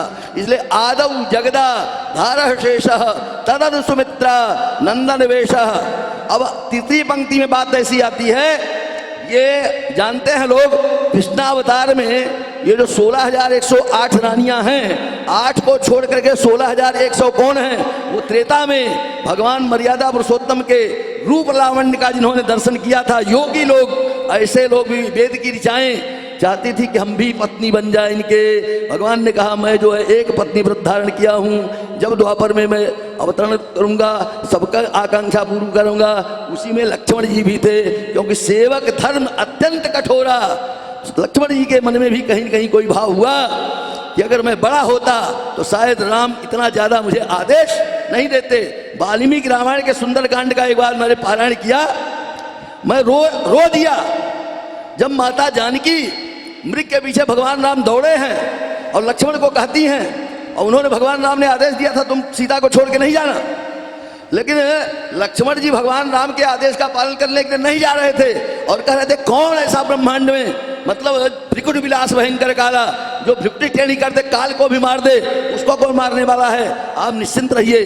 फिर भी वो जो है ऐसी वैसी बात कह दी जो यहाँ कहने लायक नहीं है। हमको लगता है तुझको, तेरा तो वनवास हुआ नहीं था, तू अपनी पत्नी उर्मिला को छोड़ करके इसीलिए आया था कि जब राम खत्म होगा तो मैं सीता को रख लूंगा। मैं रोया जब तक पाठ किया। लक्ष्मण जी कितने धैर्यशाली थे, इतने, उसमें गोस्वामी जी ने खाली इतना कहा है, सीता कही कटु कछुवानी, ऐसे कटु में कह कर दिया, पूरा व्याख्या नहीं की है। ऐसे थे लक्ष्मण। तो ऐसे लक्ष्मण जी के भाव कभी हो गए होंगे कि अगर हम बड़े होते तो शायद हम भी आदेश देते। तो मर्यादा पुरुषोत्तम राघवेंद्र श्री राम तो अंतर्यामी है, क्या कोई बात नहीं, तुम्हारी भी इच्छा पूरी करेंगे द्वापर में, चलो तुमको बड़ा बना करके ले आएंगे। इसलिए आदौ जगदा धार शेष तदनु सुमित्रा नंदन वेश तादु परिधृत हल मुशल विशेष। ये तो द्वापर में हुआ, और ये वर्तमान जो कलिकाल चल रहा है, जो आप सरसवक्ता भागवत के आदि सभी शास्त्रों के मर्मज्ञ विद्वान हैं, युवा संचालक, इन्होंने बताया श्रीमन्नारायण भगवान से प्रतिज्ञा करा करके आए, तदनंतर अभवत गुरुदेश। तो व्याख्या करेंगे तो बहुत लंबी चौड़ी है, बस इतने समझिए हमारे यहाँ तत्वत्रय का प्रतिपादन किया गया है। वस्तुतः उस तत्वत्रय को भगवत्पाद शंकराचार्य भी दूसरे रूप में स्वीकार किए। पारमार्थिक सत्ता ब्रह्म की माने, व्यावहारिक सत्ता जीव की माने, और प्रातिभाषिक सत्ता जगत की माने, और उनको भी अंतिम में कह देना ही पड़ा कि भज गोविंदम भज गोविंदम, गोविंदम भज मूढ़मते। और जो व्याकरण का पाणिनि का सूत्र है डुक्रिय करने, तो उन्होंने यहां कह दिया डुक्रिय करने करते करते मर जाओगे, लेकिन भगवान के चरण में अनुरक्ति नहीं प्राप्त हो सकती है। भगवान का भजन ही तुमको भगवान के चरणों तक पहुंचा सकता है। इसीलिए ये कृष्ण बलराम मंदिर के जो आद्य प्रवर्तक भगवतपाद चैतन्य महाप्रभु हुए, महावैयाकरण थे, महानैयायिक थे, माने सभी शास्त्रों के मर्मज्ञ विद्वान थे, लेकिन शास्त्र उनके लिए भगवत भजन में बाधक बन रहा था। इसलिए सारे शास्त्रों को, सारे ग्रंथों को उन्होंने गंगा में प्रवाहित कर दिया। और वस्तुतः उपनिषद मंत्र है हरे राम राम राम हरे हरे, हरे कृष्ण कृष्ण कृष्ण हरे हरे। यह औपनिषद मंत्र है, वैदिक मंत्र है, महामंत्र है। लेकिन जूता चप्पल पहन करके अशुचि अवस्था में इस मंत्र का उच्चारण नहीं किया जा सकता। इसलिए चैतन्य महाप्रभु ने इसका व्यत्यास कर दिया और इसको लौकिक मंत्र बना दिया। हरे कृष्ण कृष्ण कृष्ण हरे हरे, हरे राम राम राम हरे हरे। कहने का मतलब यह है कि भगवत प्रपत्ति पराकाष्ठा को जो छू लेता है वह बार बार जन्म लेने के बाद भगवान वरदराज के चरण कमलों में नित्य पार्षद बन करके हमेशा सेवा करने का उसको शुभ अवसर मिलता रहता है। और यह दिव्य महामहोत्सव जिनके द्वारा भगवान वरदराज प्रतिष्ठित हैं और वर्तमान जो षष्ठ पीठाधिपति स्वनाम धन्य अनंतानंद विभूषित 1008 श्री रामेश्वराचार्य जी महाराज हैं। मैं उनको धन्यवाद क्या दूंगा, मैं तो उनके सामने बालक हूं। लेकिन रामेश्वर की स्थापना जब राम ने की थी तो किसी ने पूछा भगवान शिव से कि रामेश्वर का मतलब क्या है, तो उन्होंने षष्ठी तत्पुरुष बताया रामस्य ईश्वर रामेश्वर। तो भगवान राम के पास गए लोग, कहे रामेश्वर का मतलब क्या है, कहे शिव झूठ बोल रहे हैं, राम ईश्वर यस्य असौ रामेश्वर। तो जिन ऋषियों ने यह सब कहा था उन्होंने कहा तुम दोनों झूठ बोल रहे हो, मतलब शिव भी झूठ बोल रहे हैं और राम भी झूठ बोल रहे हैं। वस्तुतः राम एव ईश्वर रामेश्वर, ऐसे राम एव ईश्वर रामेश्वर आचार्यम माम बिजानीयात, भगवत वाक्य है। इस प्रकार से रामेश्वर स्वयं राम भगवान ही यहाँ के षष्ठ बड़ा कठोराधिपति सभा की अध्यक्षता कर रहे हैं। मैं वरदराज भगवान के चरण कमलों में अपनी भावांजलि अर्पित करता हुआ अपनी वाणी को विराम देता हूँ, क्योंकि सेवा का समय का अतिक्रमण हो रहा है। विलंब से इसलिए आया, खटला के प्राचार्य कल हमारे यहाँ गए थे। 4 वर्ष से मेरी पत्नी बिस्तर पकड़ी हुई है, अभी तक उन्हीं की सेवा में लगा हुआ था। 11:15 जब घड़ी बजाई तो मैंने सोचा क्या पता पहुँचते पहुँचते अंतिम वक्त मेरा हो ही जाए, इसलिए भागे भागे आया और हमको वह शुभ अवसर भगवान वरदराज ने प्रदान किया। ऐसे वरदराज भगवान की अहेतु की कृपा का मैं अनुभव कर रहा हूँ और वह अहेतु की कृपा यहाँ के अध्यक्ष स्वामी रामेश्वराचार्य जी की कृपा से प्राप्त हुआ है। इसलिए बारंबार इनके चरण कमलों में साष्टांग प्रणाम करता हुआ और सरसवक्ता जो हमारे संचालक महोदय हैं उनका बहुत बहुत धन्यवाद करता हुआ, आप सभी लोगों का धन्यवाद करता हुआ अपनी वाणी को विराम देता हूँ। बोलिए वरदराज भगवान की जय। हम सभी को नैयायिक राम सुदर्शन जी ने बहुत ही सरस शब्दों में विस्तृत व्याख्या करके हम सभी को न्याय दर्शन के विषय में बताया। कारिकावली में एक कारिका आती है, जन्यानाम जनकः कालो जगताम आश्रयो मतः। यह जगत का आश्रय काल है और वह काल भी भगवान वरदराज के चरण सेवक हैं। ऐसे भगवान वरदराज के चरण सन्निधि में उपस्थित होकर के हम सभी इस ज्ञान चर्चा सत्र में इस पावन सभा में विराजमान हैं। और इसी क्रम में हम सभी वर्तमान खटला पीठाधिपति अनंत श्री समलंकृत स्वामी श्री रामेश्वराचार्य जी महाराज का हम लोग आशीर्वाद प्राप्त करेंगे। उससे पूर्व 2 मिनट आचार्य श्रीधर अपने शब्दों से स्वामी जी के चरणों में प्रणाम करना चाहते हैं।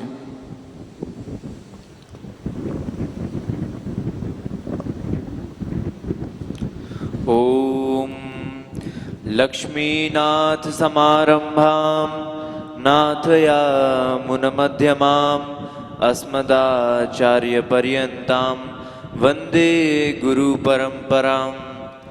मज्जन मन फलमिदं मधुकैट भारे मत्रार्थनीय मदनु ग्रह एषैव त्वद्भृत्य भृत्य परिचालक भृत्य भृत्य भृत्यस्य भृत्य इति माम स्मर लोकनाथ।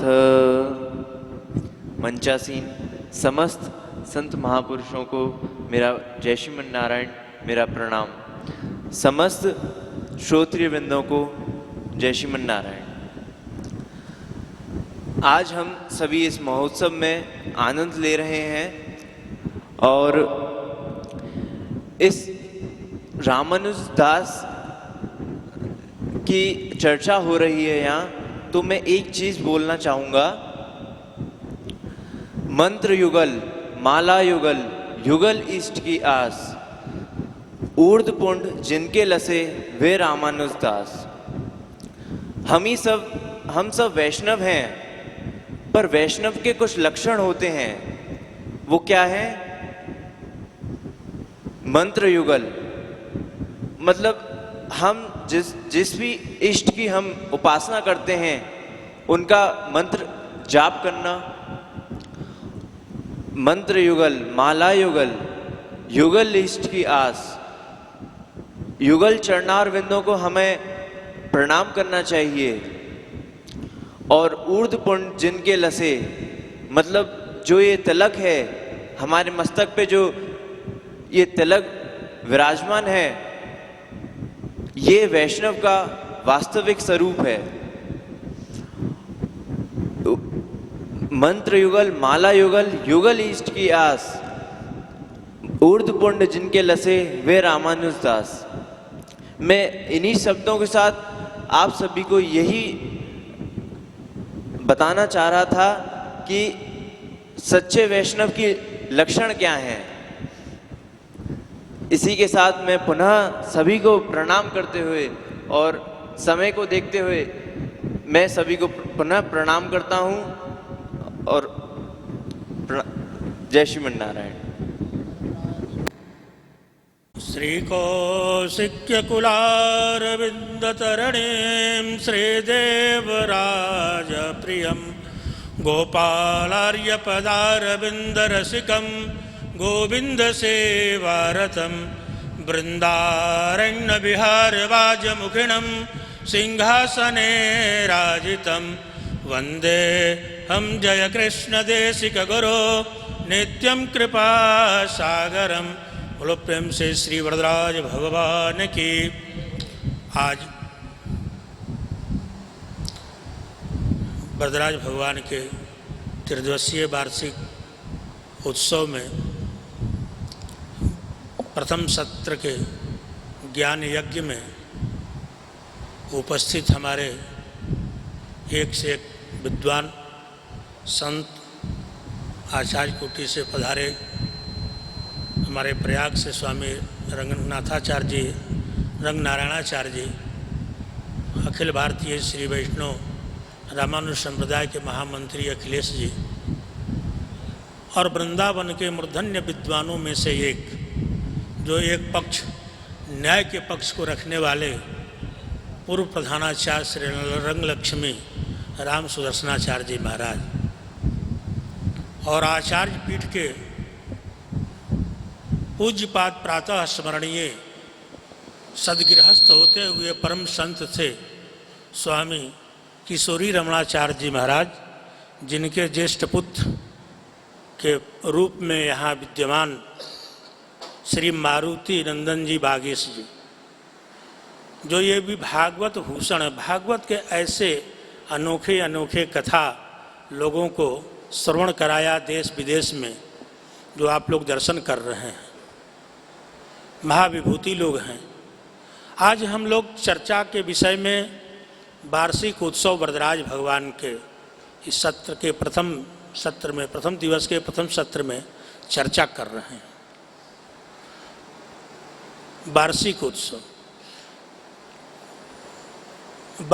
उत्सव हम स्मृति के रूप में मनाते हैं।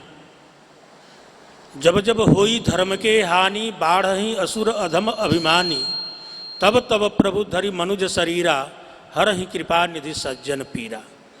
भगवान प्रत्येक युगों में धर्म की स्थापना आदि बहुत से कारण होते हैं, मृतलोक में आते हैं।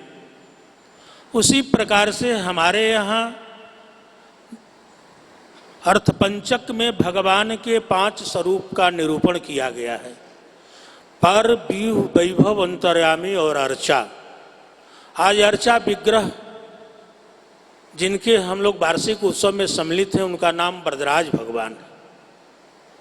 अर्चा विग्रह के रूप में हम इनका नित्य निरंतर सेवा करते हैं। राज्योपचारे सकले संतुष्टो हो राघव, संतुष्टो भव माधव। शास्त्र सम्मत हमारे मंचासीन आचार्यों ने बहुत आप लोगों को श्रवण कराया। उसी क्रम में अर्चा विग्रह का हम लोग उत्सव मना रहे हैं। पंच स्वरूप में अर्चा विग्रह, पर रूप में भगवान श्रीमन नारायण, जिसका चर्चा काफी आप लोगों ने श्रवण किया। नारायण के ही रूप में वैभव अवतार होता है, जो राम, कृष्ण, मत्स्य, कुर्म, नारद आदि यहाँ पृथ्वी लोक में आकर के धर्म की स्थापना करते हैं। और अर्चा विग्रह वरदराज भगवान, जो सतयुग में ब्रह्मा जी के द्वारा जब यज्ञ किया गया तो हस्तगिरी पर दक्षिण भारत में विष्णु कांची में यह वरदराज भगवान प्राकट हुए थे। उसी समय से अर्चा विग्रह के रूप में विष्णु कांची में विद्यमान है। और आज से लगभग 150 वर्ष पूर्व वरदराज भगवान को यहाँ ले आकर के प्रतिष्ठापित कराए। उसी समय से प्रत्येक देवार्चन हमारे पूरे संपूर्ण भारतवर्ष में अर्चा विग्रह वरदराज जहाँ हैं, रंगनाथ भगवान हैं, वेंकटेश हैं, तोताद्री भगवान हैं, राम भगवान हैं, कृष्ण भगवान हैं, इत्यादि जितने अवतार भगवान के हैं, सब जगह अर्चा विग्रह के रूप में भूमंडल पर विद्यमान है। जिनका वार्षिक उत्सव अर्चा विग्रह के रूप में मना करके भगवान के महाभिषेक करते हैं। महाभिषेक का दर्शन जो करता है उसका कई जन्मों का पाप नष्ट होता है। इस श्रृंखला में हमारे आचार्य लोग आए, आप लोग भी भगवान वरदराज के जो भी भक्त लोग हैं यहाँ उपस्थित हैं। आप लोग का भी बहुत बड़ा सौभाग्य है कि प्रत्येक वर्ष होने वाले इस उत्सव में सम्मिलित होते हैं। पूर्व में 2 वर्ष पहले कोरोना के काल में यह कार्यक्रम 2 वर्ष तक स्थगित रहा। अब वर्तमान इस वर्ष प्रारंभ किया गया है। अब भगवान की कृपा से यह चालू ही रहेगा, प्रारंभ रहेगा।